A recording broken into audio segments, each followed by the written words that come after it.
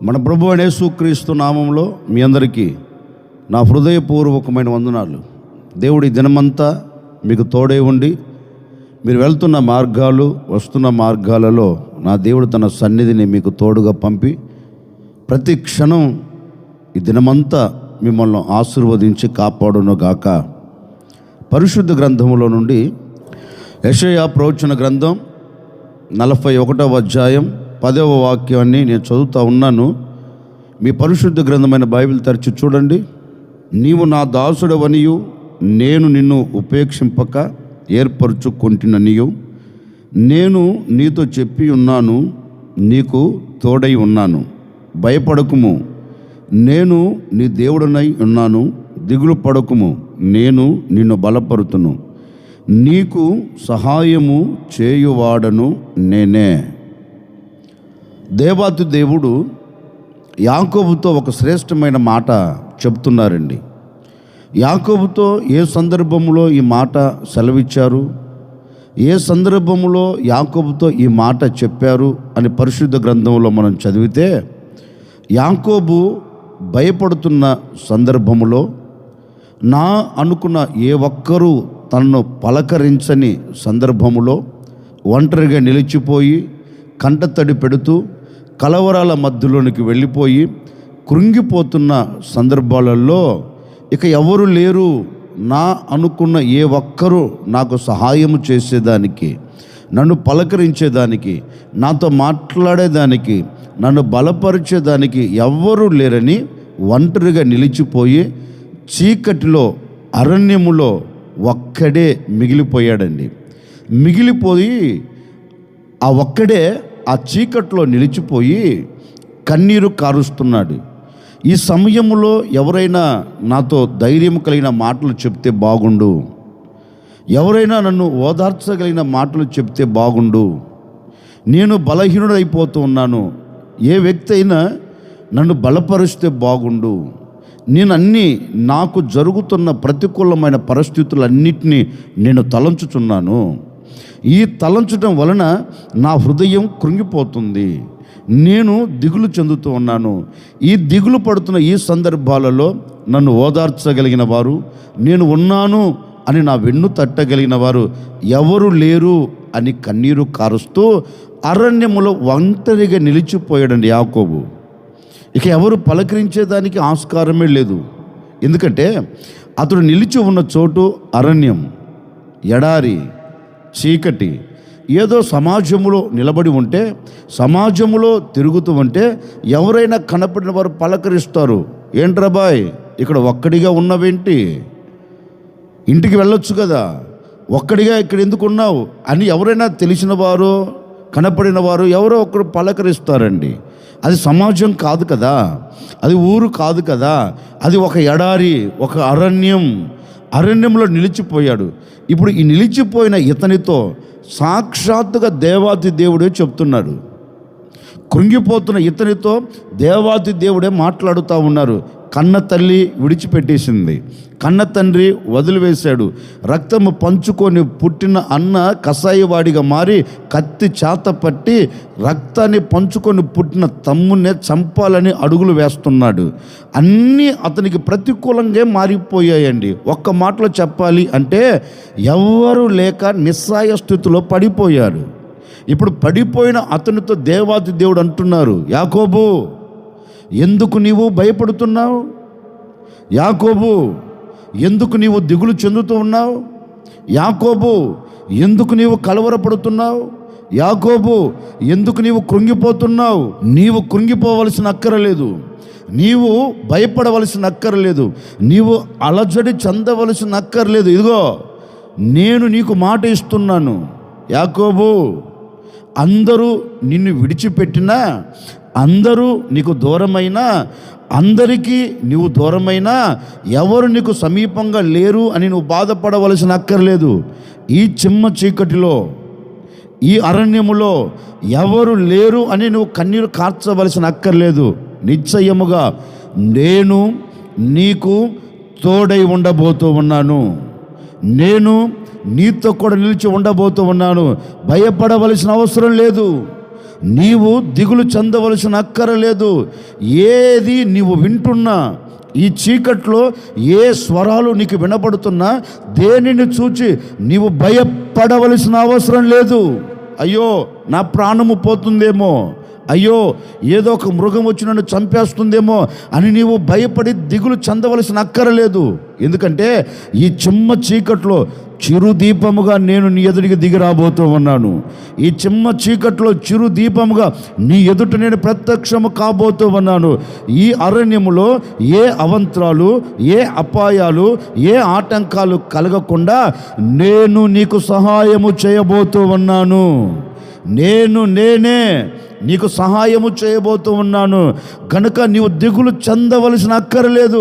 నిన్ను బలపరచువాడును నేనే. నీవు అధైర్యపడవలసిన అవసరం లేదు. నిన్ను ధైర్యముతో నింపేవాడును నేనే. నువ్వెందుకు అధైర్యపరచబడుతున్నావు? ఎందుకు దిగులు పడుతున్నావు? ఈ అరణ్యములో ఎలాంటి అవంతరాలు కలగకుండా నేను నీకేం చేయబోతున్నా తెలుసా? నేను నీకు సహాయము చేయబోతూ ఉన్నాను. నేనే నీకు సహాయము చేయబోతూ ఉన్నాను అని ఆ చిమ్మ చీకట్లో యాకోబుకు దేవుడు ప్రత్యక్షమై అతనికి ధైర్యముతో కూడిన మాటలు చెప్పి అతని భయాన్ని కొట్టివేసి దేవుడు అతనికి సహాయము చేశాడండి. దేవుడు అతనికి సహాయము చేసి ఆ చిమ్మ చీకట్లో నుండి దేవుడు తనను విడిపించాడు. దేవుడు తనను తప్పించి అతడు ఆశీర్వాదకరంగా నిలబడినట్లుగా, అతడు దీవెనకరంగా మలచబడినట్లుగా, దీవెనకు నాంది పలుకున్నట్లుగా దేవుడు అతనికి సహాయము చేశాడు. ఈ ఉదయకాల సమయంలో నేను కూడా మీతో చెప్పాలనుకున్న మాట ఏంటంటే, ఒకవేళ గడిచిన దినాలు, గడిచిన రోజులు నీ బ్రతుకుల్లో ఎవరు నీకు సహాయం చేయకపోవచ్చండి. నా అనుకున్న వారే నీకు సహాయము చేయకపోవచ్చు. ఒకవేళ కట్టుకున్నవారు కావచ్చు, కన్నవారు కావచ్చు, కొన్నవారు కావచ్చు, ఎవరైనా కావచ్చండి. నీకు సహాయము చేయకపోగా ఒకవేళ నీవు ఒంటరిగా నిలిచిపోయావేమో, సహాయము చేస్తారు అనుకున్న వారే నీకు సహాయము చేయట్లేదేమో. అందుకే కీర్తనకారుడు అంటారు, మనుషుల సహాయం వ్యర్థం అంటాడు. అంటే మనుషుల దగ్గర నుండి సహాయం మనకు దొరుకుతుందని మనము చూడటం వ్యర్థం అంటాడు.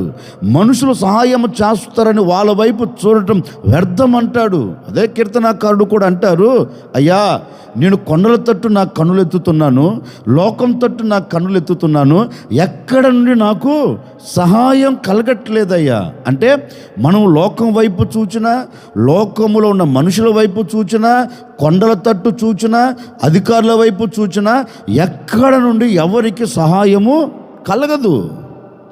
ఎక్కడ ఏ వైపు నుండి కూడా ఏ వ్యక్తి కూడా సహాయము కలగదండి. ఒకవేళ అన్ని వైపులా చూచి అన్ని వైపుల సహాయం దొరుకుతుందని అన్ని వైపులు నువ్వు పరిగెత్తావేమో, పరిగెత్తి సహాయం కోసం అలసిపోయావేమో, పరిగెత్తి సొమ్మసిల్లిపోయి సొక్కిపోయావేమో. ఎంత అలసిపోయినా నీకు సహాయం మాత్రం దొరకట్లేదండి. ఓ సేవకుడిగా నేను మీతో చెప్తున్నాను, ఈనాటి వరకు ఎవరి సహాయం నీకు దొరకలేదేమో, ప్రపంచంలో ఏ వ్యక్తి సహాయం నీకు దొరకలేదేమో. సహాయము చేస్తాను అని చెప్పిన వాడు సహాయము చేయక మధ్యలో విడిచిపెట్టాడేమో, నాకు తెలియదండి. ఈ ఉదయకాల సమయంలో నా ప్రభు చెప్పకని చెప్తున్నారు, గడిచిన దినాలు ఏ వైపు నుండి నీకు సహాయం కలగకపోవచ్చు. గడిచిన దినాలు ఏ వైపు నుండి సహాయము దొరకక అన్ని మార్గాలని ముయ్యబడిపోయి ఉండవచ్చు. యాకోబు నిలిచిపోయినట్లుగా నీవు కూడా చీకట్లు నిలిచిపోయి సహాయం కొరకు వేచి చూస్తున్నావేమో. ఆ చీకటి అనుభవాలలో నీవు నిలిచిపోయావేమో. శ్రమ అనే అనుభవాలలో నువ్వు నిలిచిపోయావేమో. చీకటి అనే శ్రమలో నువ్వు నిలిచిపోయి నీకు సహాయము దొరకక చీకట్లోనే నువ్వు నిలిచిపోయి ఇక చీకట్లోనే నీ జీవితమును ముగించుకోవాలి అనుకుంటున్నావేమో. బహుశా ఆనాడు యాకోబు చీకట్లో ఉండి అనేక స్వరముల ద్వారా, అనేక శబ్దాల ద్వారా యాకోబు భయపడుతున్నట్లుగా, యాకోబు దిగులు చెందినట్లుగా, ఒకవేళ గడిచిన దినాలు ఏ శబ్దాలు నీకు వినపడి నీవు దిగులు చెందావో, ఏ శబ్దాలు నిన్ను భయపెట్టి నిన్ను కృంగదీశాయో, ఆ శబ్దాలు నీవు విని సహాయం కోసం కరములు చాచావేమో, కానీ ఎవడు నీ వైపు తన చెయ్యి చాపి నిన్ను లేవనెత్తలేదేమో. ఈ ఉదయకాల సమయంలో నా ప్రభు చెప్పకనే చెబుతున్నారు, నీవు ఏ స్థితిలో పడి ఉన్నా, ఏ చీకట్లో నిలిచిపోయినా, ఏ శ్రమల మధ్యలో నిలిచిపోయినా, ఏ వ్యక్తి నేను ఉన్నాను అని నీకు సహాయం చేస్తానని ఒక వ్యక్తి నీతో చెప్పలేకపోయినా, ఈ ఉదయకాల సమయంలో నా ప్రభు చెప్పకనే చెబుతూ ఉన్నారు. నిశ్చయముగా ఈ మాటలు వింటున్న మీకు అందరికీ నా ప్రభు సహాయం చేయబోతూ ఉన్నారు. ఏ సహాయం కొరకు నువ్వు కరములు చాచావో, ఏ సహాయం కొరకు నీవు ఎదురు చూస్తున్నావో, ఎవరి ద్వారా సహాయము పొందుకోవాలని నీవు ఆశపడి ఆవిరైపోయిందో నీ ఆశ, భయపడవలసిన అక్కర్లేదు, దిగులు చెందవలసిన అక్కర్లేదు. నా ప్రభు అయిన యేసుక్రీస్తు మీకు సహాయము చేయబోతూ ఉన్నారు, నీకు సహాయము చేయబోతూ ఉన్నారు. ధైర్యము తెచ్చుకో. నా ప్రభు అయిన యేసుక్రీస్తు మీకు సహాయము చేయునుగాక. ఏ పరిస్థితుల్లో నీ ఉండినా నా ప్రభు ఆ పరిస్థితుల్లో నీకు సహాయం చేయబోతూ ఉన్నాడండి. అందుకే లేఖనంలో కూడా చక్కని మాట రాయబడింది. ఎస్తేరుతో మొర్దెకై అంటాడు, అమ్మా ఈ విషయంలో నీవు రాజు దగ్గరికి వెళ్ళి మా నిమిత్తం నీవు విజ్ఞాపన చేసినా చేయకపోయినా, ఒకవేళ మా కొరకు నీవు సహాయము చేసినా చేయకపోయినా, రాజు దగ్గరికి వెళ్ళి నువ్వు మనవి చేసినా చేయకపోయినా, మేము యూదులము గనక మా దేవుడు తప్పక మాకు వేరొక దిక్కుండి సహాయము చేస్తాడు. మా దేవుడు తప్పక మమ్మల్ని విడిచిపెట్టడు, సహాయము చేసి తీరుతాడు అని మొర్దెకై నోట జారవాలినట్లుగా నీ నోట ఆ మాట వచ్చేట్లుగా దేవుడు అద్భుతం చేయబోతూ ఉన్నారు. ఆనాడు యూదులకు వేరొక దిక్కుండి సహాయం పంపిన దేవుడే నా ప్రభు అయిన యేసుక్రీస్తు నీకు సహాయము చేయబోతూ ఉన్నాడు, నీకు సహాయము చేయబోతూ ఉన్నారు, నీకు సహాయము చేయబోతూ ఉన్నారు. నిశ్చయముగా వేరొక దిక్కు నుండి నా ప్రభు అయిన యేసుక్రీస్తు యొద్ద నుండి నీకు సహాయము కలగబోతూ ఉంది. నీవు సహాయం నువ్వు పొందుకోబోతూ ఉన్నావు. నిశ్చయముగా ఇప్పటి వరకు ఏ సహాయము దొరకక ఒకవేళ కన్నీరు కారుస్తున్నావేమో, నా సహోదరి సహోదరులారా భయపడవలసిన అక్కర్లేదు. ఏ శ్రమలో నిలబడి, ఏ కష్టంలో నిలబడి, ఏ కన్నీళ్ళ మధ్యలో నిలబడి, ఏ కృంగిపోయిన అనుభవాలు నిలబడి ఒకవేళ అధైర్యపరచబడుతున్నావేమో, అధైర్యపడవలసిన అవసరం లేదు. ధైర్యం తెచ్చుకో. నా దేవుడు నిన్ను బలపరచబోతూ ఉన్నాడు. నా దేవుడు నీకు శక్తిని కలగ చేయబోతూ ఉన్నాడు. నా దేవుడు నిన్ను బలపరిచి నీకు తోడై ఉండి నీ భయములన్నిటిలో నుంచి నిన్ను తప్పించి నా ప్రభు అయిన యేసుక్రీస్తు నీకు సహాయము చేయబోతూ ఉన్నాడు. అందుకు ఆయన అంటారు, యాకోబు నీకు సహాయము చేయువాడును నేనే. యాకోబుతో కాదండి. ఇదిగో ఈ మాటలు వింటున్న మీ అందరితో నా ప్రభు చెబుతూ ఉన్నారు. ఈ మాటలు వింటున్న ప్రజలారా, నా ప్రభు నీకు సహాయము చేయబోతూ ఉన్నాడు. నా ప్రభు నీకు సహాయము చేయబోతూ ఉన్నారు. విశ్వసించండి, ఈరోజు విశ్వసించండి. ఏ వైపు నుండి సహాయము నువ్వు కావాలని కోరుకుంటున్నావో, ఏ వైపు నుండి సహాయం పొందుకోవాలని ఆశపడుతున్నావో, ఈరోజు నా దేవుని మీద నీ విశ్వాసం ఉంచు. తప్పక నా దేవుడు నీ ఎదుట ప్రత్యక్షం కాబోతూ ఉన్నారు. ఒంటరిగా నిలబడిన యాకోబు ఎదుట ప్రత్యక్షమే అతనికి సహాయము చేసిన దేవుడు. ఒంటరిగా నిలబడిన నీ జీవితమునకు, చిమ్మ చీకట్లో నిలబడిపోయిన నీ జీవితమునకు, ఆపదల మధ్యలో నిలబడిన నీ జీవితమునకు, కష్టకాలంలో నిలబడిపోయిన నీ జీవితమునకు, శ్రమల మధ్యలో నిలబడిపోయిన నీ జీవితమునకు నా ప్రభు అయిన యేసుక్రీస్తు నీకు సహాయము చేయబోతూ ఉన్నాడు. నీకు సహాయము చేయబోతూ ఉన్నాడు. నీకు సహాయము కలుగునుగాక. ఓ సేవకుడిగా మనసారా కోరుకుంటున్నానండి, ఈ ఉదయకాల సమయంలో ఈ మాటలు వింటున్న మీ అందరికీ నా ప్రభు సహాయము చేయునుగాక. నీ ప్రక్కన ఉన్నవారితో నోరు తెరిచి ఆ మాట చెప్పు, దేవుడు నీకు సహాయము చేయునుగాక, దేవుడు నీకు సహాయము చేయునుగాక. నిశ్చయముగా ఈరోజు మీరు కోరుకున్నట్లే నా ప్రభు మీకు సహాయము చేసి మిమ్మల్ని ఆశీర్వాదకరంగా నడిపించునుగాక. అందుకే సాక్షాత్తుగా దేవుడే చెప్తున్నాడండి, యాకోబు నేను నీకు సహాయము చేయబోతూ ఉన్నాను, నీకు సహాయము చేయువాడను నేనే. దేవుడు ఒక వ్యక్తికి ఎప్పుడు సహాయం చేస్తాడు? 115వ కీర్తన 9వ చరణాన్ని నేను చదువుతూ ఉన్నాను. ఇశ్రాయేలీయులారా, యెహోవాను నమ్ముకొనుడి, ఆయన మీకు సహాయము చేయును, ఆయన వారికి సహాయము, వారికి కేడము. కీర్తనకారుడు తన కీర్తనలో చక్కని మాట చెప్తున్నారు. ఇశ్రాయేలు వారులారా, దేవుడు మీకు సహాయము చేయాలి అంటే, దేవుని ద్వారా మీకు సహాయము కలగాలి అంటే, దేవుని ద్వారా మీరు సహాయము పొందుకోవాలి అంటే మీరు చేయవలసింది ఒక్కటే. ఏం చేయాలి తెలుసా? మీరు దేవుని మీద నమ్మకం ఉంచుకొనండి. మీరు యెహోవాను నమ్ముడి అంటే మీ నమ్మకం దేవుని మీద ఉంటే ఆయన మీకు సహాయము చేస్తాడు. అంటే ఇంతకాలం దేవుని వలన మనకెందుకు సహాయం కలగట్లేదు అంటే అది ఏ విషయంలో అయినా కావచ్చండి. మనం చేస్తున్న వ్యాపారంలో కావచ్చు, మన ఆత్మ సంబంధమైన జీవితంలో కావచ్చు, మనము చదువుతున్న చదువుల పరంగా కావచ్చు, మన కుటుంబ పరంగా కావచ్చు, మన చేతి పని పరంగా కావచ్చు, ఏ విషయంలో అయినా కావచ్చండి. దేవుడు ఎందుకు సహాయం చేయట్లేదు అంటే నీవు ఆయన మీద ఆధారపడట్లేదు, నీవు ఆయన మీద నమ్మకం ఉంచట్లేదు. నీవు ఆయన మీద నమ్మకం ఉంచితే తప్పక ఆయన నీకు సహాయం చేస్తాడు. నీకు ఏ ఆపద కలిగినా, నీవు ఏ ఆపదల మధ్యలో నిలబడినా, నీవు ఆపదల మధ్యలో నిలబడి నీవు ఆయనను నమ్ముకుంటే, నీవు ఆయన మీద నమ్మకం ఉంచితే, నీవు కానీ ఆ నమ్మకం ఆయన మీద ఉంచుకోగలిగితే నిశ్చయముగా ఆయన ఏం చేస్తారు అంటే నీకు సహాయము చేస్తారు. అందుకే కీర్తనకాడు అంటారు కదా, ఇశ్రాయేలు వారులారా మీరు యెహోవాను నమ్ముకొనండి, ఆయన మీకు సహాయము చేస్తాడు. ఆయన మీకు సహాయము చేసి మీరు ఏ చోట నిలబడాలో, మీరు ఎక్కడికి వెళ్ళాలో, మీరు ఏ జయము పొందాలో అవన్నీ ఆయన మీ కొరకు మార్గాలు తెరుస్తాడు. మీరు ఆయనను నమ్ముకొనండి అని కీర్తనకారుడు చెప్పారండి.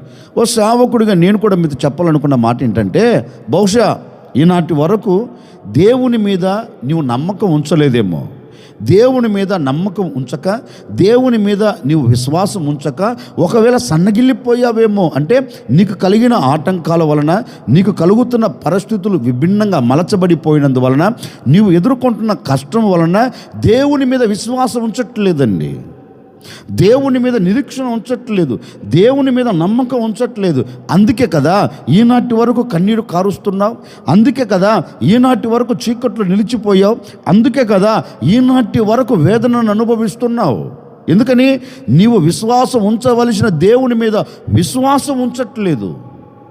నా దేవుడు ఈ శ్రమల మధ్యలోంచి నన్ను తప్పిస్తాడు అనే ఒక విశ్వాసం దేవుని మీద ఉంచగలిగితే ఆయన మహిమ కలిగిన బాహుని కొరకు చాపుతాడు, తన దక్షిణ హస్తమును చాపి నీకు సహాయము చేస్తాడు. అంటే విశ్వాసం ఉంచకపోయినందువలన ఈనాటి వరకు సహాయం కొదవైపోయింది, కరువైపోయిందండి.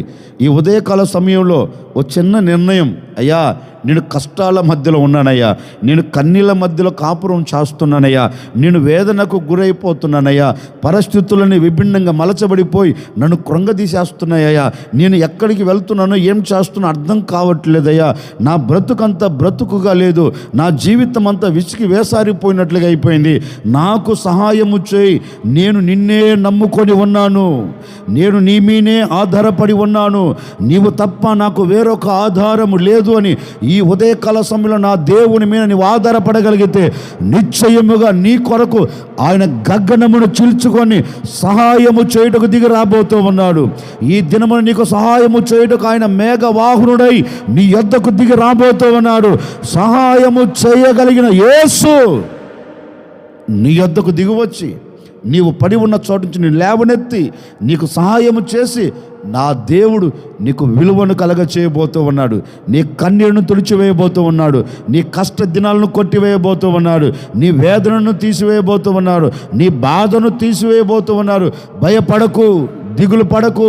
నీవు యెహోవా మీద నమ్మకం ఉంచగలిగితే నిశ్చయముగా ఆయన ఏం చేయబోతున్నాడో తెలుసా?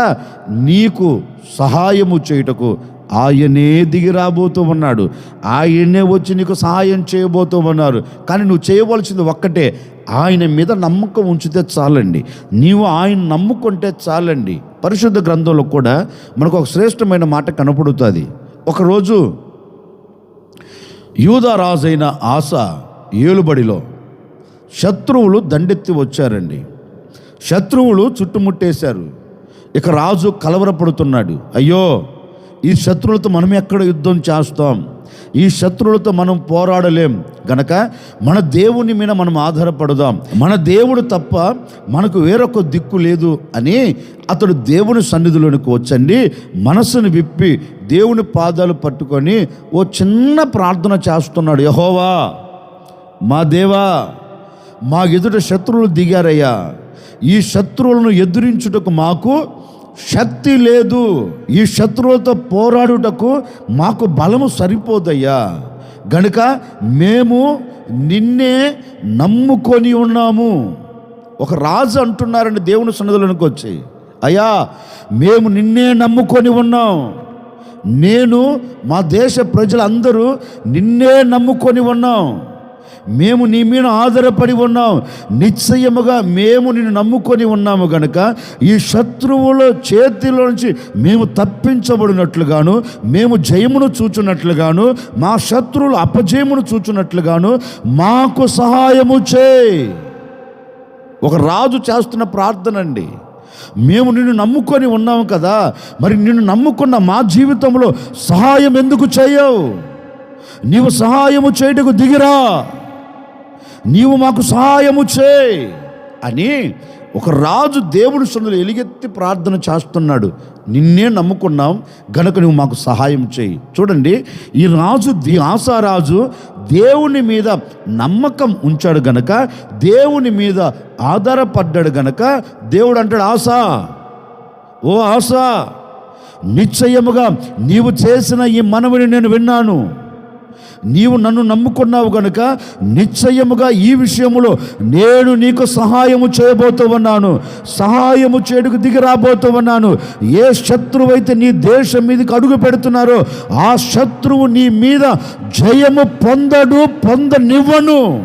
నీ శత్రువులతో పోరాడుటకు నేను నీకు సహాయము చేయబోతూ ఉన్నాను అని ఆసాకు దేవుడు సహాయము చేసి గొప్ప జయాన్ని ఇచ్చాడండి. ఎందుకని? ఒకవేళ ఆశను అడిగామనుకో, ఆశా ఎందుకు జయము పొందగలిగావు అంటే ఆశ ఒకటే అంటాడు, ఏం లేదండి, నా దేవుని నేను నమ్ముకున్నా, నా దేవుని మీద నేను నమ్మకం ఉంచుకున్నా, నా దేవుని మీద నేను ఆధారపడ్డాను గనక నా దేవుడు ఏం చేశాడంటే నాకు సహాయము చేసి జయమిచ్చాడు. అందుకే కీర్తనకారుడు కూడా అంటారండి, నా దేవుని సహాయము వలన నేను సైన్యమును జయించి తిని. అంటే దేవుని సహాయము లేకపోతే ఏ వ్యక్తి కూడా జయము పొందలేడు. ఆసాకు తెలుసండి, ఈ సమయంలో నా దేవుని సహాయం నాకు కావాలి అని దేవుని మీద ఆధారపడ్డాడు గనుకనే దేవుడు అతనికి సహాయము చేశాడు. మరి ఈ మాటలు వింటున్న నీకెందుకు సహాయము చేయడు? ఈ మాటలు వింటున్న నీ బ్రతుకునకు ఎందుకు సహాయము చేయడు? ఒకవేళ ఇప్పటి వరకు ఏ విషయములో అలసిపోయావో, సొమ్మసిల్లిపోయావో, సొక్కిపోయావో, సోలిపోయావో నాకు తెలియదండి. ఏమి లేక? జయము లేక. ఏమి లేక? సహాయము లేక.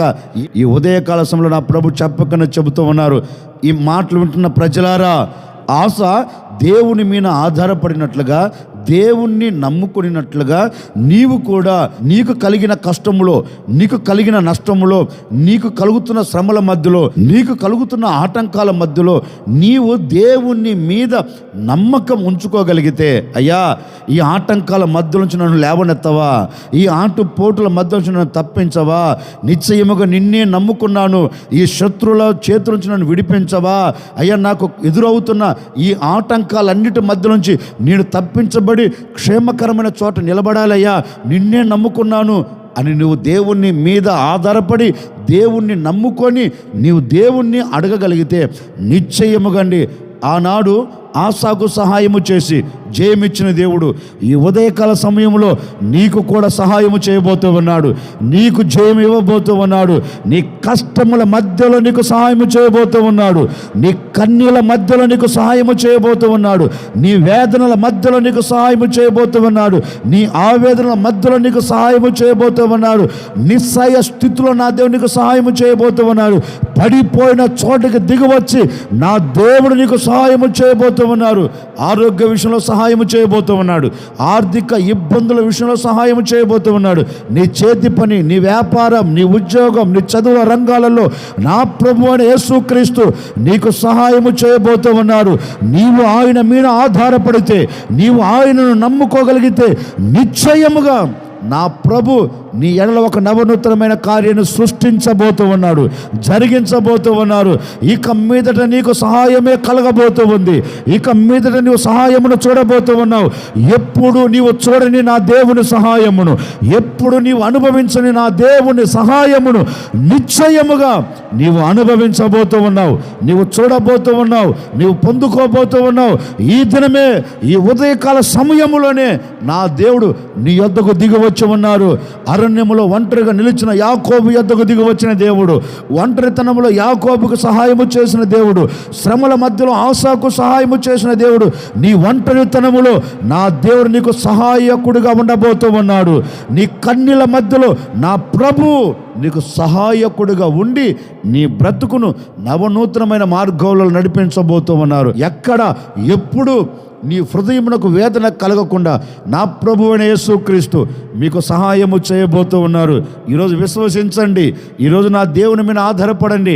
తప్పక నా దేవుడు నీకు సహాయము చేసి నీకు జయము అనుగ్రహించబోతూ ఉన్నాడు. అందుకే సాక్షాత్తుగా ఆయన అంటారు, నీకు సహాయము చేయువాడను నేనే. ఆయన ఎప్పుడు మనకు సహాయం చేస్తాడు అంటే వాక్యం అంటుందండి, ఒక వ్యక్తి ఆయన మీద నమ్మకం ఉంచినప్పుడు, ఆయన మీద ఆధారపడినప్పుడు, ఆయన మీద విశ్వాసం ఉంచినప్పుడు పరిశుద్ధ గ్రంథం అంటుంది ఆ వ్యక్తికి దేవుడు సహాయము చేసి జయమిస్తాడంటండి. నా ముగింపు మాటలకు నేను కూడా మీతో చెప్తున్నాను, ఈరోజు విశ్వసించండి, ఈరోజు దేవుని మీద విశ్వాసం ఉంచండి. నిశ్చయముగా ఈ దినమంతా నా దేవుని సహాయమును చూడబోతూ ఉన్నావు. ఆయన బాహువును చాపి ఆశ్చర్యకరమైన సహాయము చేయబోతూ ఉన్నారు. ఆయన బాహువు ఆశ్చర్య కార్యము నీ జీవితం పట్ల జరిగించబోతూ ఉంది.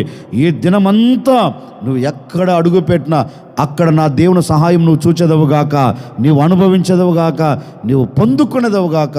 ఓ సేవకుడు నిండు మనసు నేను కోరుకొని మిమ్మల్ని ఆశీర్వదిస్తున్నానండి.